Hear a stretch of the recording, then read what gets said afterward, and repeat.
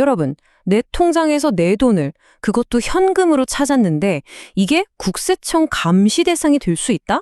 상상이나 해보셨어요? 좀 황당하게 들리죠? 근데 이게 현실입니다. 그래서 오늘은요, 우리나라에서 큰 돈, 그러니까 고액 현금을 다룰 때 진짜 꼭 알아야 하는 규칙들, 그리고 어떻게 해야 내 소중한 자산을 안전하게 지킬 수 있는지 제가 아주 속 시원하게 알려드릴게요. 이거 무슨 영화 대사 아니고요. 실제로 한 중소기업 대표님이 정말 답답해서 하신 말씀이에요. 아니, 내 돈 내가 쳤는데 왜 경찰까지 오는 겁니까? 바로 이 한 문장. 이게 오늘 우리가 풀어야 할 문제의 핵심을 그대로 보여주고 있습니다. 네, 맞습니다. 생각보다 자주 벌어지는 일이에요. 이게 뭐 우연히 일어나는 해프닝이라거나 은행 직원이 과잉 대응하는 게 아니고요. 대한민국 금융 시스템 전체에 아주 정교하게 깔려 있는 일종의 감시 시스템이 작동하는 거라고 보시면 됩니다. 아니, 도대체 왜 이런 시스템까지 필요한 걸까요? 그 배경에는요, 바로 자동 보고 시스템이라는 아주 강력한 장치가 숨어 있습니다. 지금부터 이 시스템이 우리의 현금 흐름을 어떻게 쫓고 있는지 그 비밀을 한번 파헤쳐보겠습니다. 자, 모든 건 바로 이 숫자에서 시작됩니다. 얼마냐고요? 바로 1,000만 원. 이 숫자 정말 중요하니까 머릿속에 꼭 저장해 두세요. 왜냐하면 여러분이 어느 은행이든 상관없이 하루에 이 1,000만 원이 넘는 현금을 딱 만지는 그 순간 보이지 않는 어떤 시스템이 스르륵 작동을 시작하거든요. 이 시스템의 정식 이름이 고액 현금 거래 보고, 영어로는 CTR이라고 하는데요. 중요한 건 이건 뭐 은행 직원이 생각해서 이 사람 좀 의심스러운데 하고 보고하고 말고 할 게 아니라는 거예요. 그냥 하루 동안 한 금융기관에서 1,000만 원 넘는 현금이 오갔다? 그럼 시중은행, 저축은행, 요즘 많이 쓰시는 인터넷은행까지 예외가 하나도 없습니다. 무조건 자동으로 금융정보분석원 FIU라는 곳에 그 거래 내역이 보고됩니다. 그럼 이 정보가 어떻게 흘러가는지 볼까요? 굉장히 간단하고 아주 효율적입니다. 여러분이 은행에서 1,000만 원 이상 현금 거래를 하는 순간 은행은 즉시 FIU로 보고를 쏩니다. 그럼 FIU는 이 데이터를 쫙 분석하다가 이거 뭔가 자금 세탁이나 탈세 냄새가 나는데 싶으면 바로 국세청으로 관련 정보를 넘기는 거죠. 이 모든 게 시스템으로 순식간에 착착 진행되는 거예요. 자, 여기서 진짜 중요한 포인트가 하나 나옵니다. 모든 1,000만 원 거래가 다 보고되는 건 아니거든요. 핵심 기준은 딱 하나, 아주 간단해요. 실제 현금을 눈으로 받는가, 바로 이겁니다. 예를 들어서 1,000만 원을 계좌이체하는 거예요? 물론 기록은 남죠. 하지만 자동 보고 대상은 아닙니다.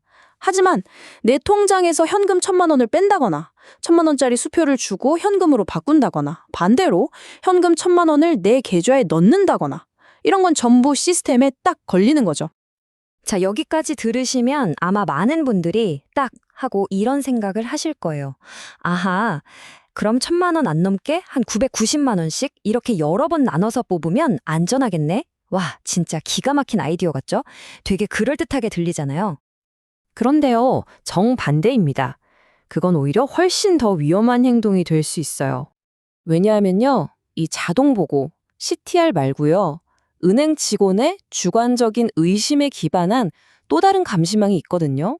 바로 의심거래 보고, STR이라는 겁니다. 이건 금액 기준이 없어요. 1,000만 원이라는 선을 일부러 피하려는 것처럼 990만 원, 950만 원 이런 식으로 반복해서 돈을 뺀다? 이건 자금 세탁의 가장 대표적인 수법으로 알려져 있어요. 은행 직원 입장에서는요, 이런 걸 보고 안 했다가 나중에 문제 생기면 본인이 책임을 져야 하거든요. 그러니까 조금이라도 이상하다 싶으면 그냥 주저없이 보고 버튼을 누르는 겁니다. 그리고 이 1,000만 원이라는 룰은 원화에만 해당하는 게 아니에요. 달러 같은 외화의 경우에는요, 미화 기준으로 1만 달러 이상의 현금으로 거래하면 똑같은 시스템이 작동된다는 거, 이것도 같이 알아두세요. 자, 이제부터는 이야기가 한 단계 더 깊어집니다. 이렇게 보고된 기록 하나가 어떻게 나비효과처럼 퍼져나가서 나 한 사람을 넘어서 우리 가족, 그리고 내가 하는 사업 전체를 겨누는 무서운 세무조사로 이어질 수 있는지 그 과정을 한번 들여다보겠습니다. 일단 보고 한 건 됐다고 해서 당장 무슨 일이 생기는 건 아니에요. 하지만 그 기록은 마치 여러분의 금융 DNA처럼 FIU 데이터베이스에 차곡차곡 쌓이게 됩니다. 그러다가 몇 년 뒤에 여러분이 집을 사거나 큰 사업을 벌일 때 국세청에서 이 돈 어디서 났어요? 하면서 자금 출처를 물어보겠죠. 그때 수년치 데이터를 한꺼번에 싹 들여다볼 수 있는 거예요. 그럼 과거에 설명하지 못하는 현금 기록들이 발목을 잡게 되는 거죠. 근데 조사가 거기서 끝나면 다행인데 그 돈이 흘러간 가족, 친구, 동업자 계좌까지 거미줄처럼 쫙 뻗어나갑니다. 이게 얼마나 무서운 일이냐면요. 실제 사례가 있습니다. 부모님이 자녀한테 현금으로 몇 천만 원을 주신 게 시작이었어요. 근데 이게 단초가 돼서 결국 수십억 원대 자산을 가진 가족 기업 전체가 세무조사를 받는 일로까지 번졌습니다.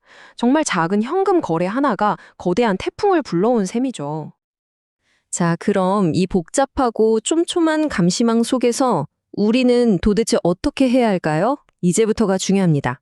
이런 위험을 피하고 내 자산을 당당하게 지킬 수 있는 아주 구체적이고 현실적인 방법을 알려드릴게요. 여러분의 금융 안전을 위한 생동 수칙 딱 4가지입니다. 첫째, 조금이라도 의미 있는 규모의 현금 거래는 무조건 기록을 남겨두세요. 둘째, 그 돈이 어디서 났는지 증명할 수 있는 서류들을 미리미리 챙겨두시고요. 셋째, 특히 가족끼리 돈이 오갈 때는요, 반드시 정식으로 차용증을 쓰셔야 합니다. 그리고 마지막으로 내 모든 거래는 언젠가 설명해야 할 수도 있다는 생각, 이 마음가짐을 항상 갖는 게 정말 중요합니다. 여기서 제일 중요한 건 바로 생각의 전환이에요. 어떻게 하면 이 감시를 피할까? 이걸 고민할 게 아니라 어떻게 하면 모든 걸 투명하게 증명할 수 있을까? 이걸 고민해야 합니다. 우리의 목표는 숨는 게 아니에요. 언제 누가 물어봐도 이 돈은 이렇게 해서 생긴 겁니다 라고 떳떳하게 설명할 수 있는 상태를 만드는 거죠. 자, 그럼 우리 주변에서 정말 흔하게 볼 수 있는 경우를 예로 들어볼까요? 바로 자녀가 집 살 때 부모님이 목돈을 빌려주는 상황. 정말 많잖아요, 이런 경우. 이럴 때 어떻게 해야 증여세 폭탄을 맞지 않을 수 있을까요? 가족끼리 돈 거래를 하더라도 법적으로 완벽하게 빌려준 돈으로 만드는 방법입니다. 첫째, 반드시 금전 소비대차 계약서라는 정식 계약서를 쓰셔야 해요. 둘째, 언제까지 갚을 건지, 이자는 얼마로 할 건지, 상환 계획은 어떻게 되는지 아주 구체적으로 적어야 합니다. 이자는 법정 이자율보다 낮게 하거나 아예 안 받을 수도 있는데 그렇다면 그 사실을 계약서에 명확히 써야 하고요. 그리고 마지막, 이게 제일 중요한데요. 약속한 이자는 매달 꼬박꼬박 계좌이체로 보내서 우리는 진짜로 이자를 주고받는 사이다라는 객관적인 증거를 남겨야 합니다. 이 점 정말 명심하셔야 합니다. 이런 공식적인 계약서나 이자를 주고받은 증거가 없잖아요. 그럼 국세청에서는 그 돈 빌려준 게 아니라 그냥 증여한 걸로 봅니다. 그리고 어마어마한 증여세를 부과할 수 있어요. 좋은 마음으로 도와준 게 최악의 결과로 돌아올 수 있다는 거죠.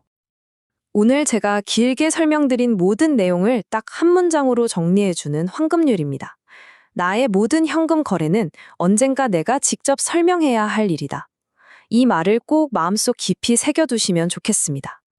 자, 이제 마지막으로 여러분 스스로에게 한번 질문을 던져볼 시간입니다.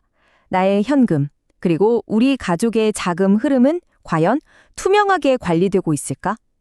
오늘 들으신 내용을 바탕으로 여러분의 금융 습관을 다시 한번 꼼꼼하게 점검해보는 그런 계기가 되셨기를 바랍니다.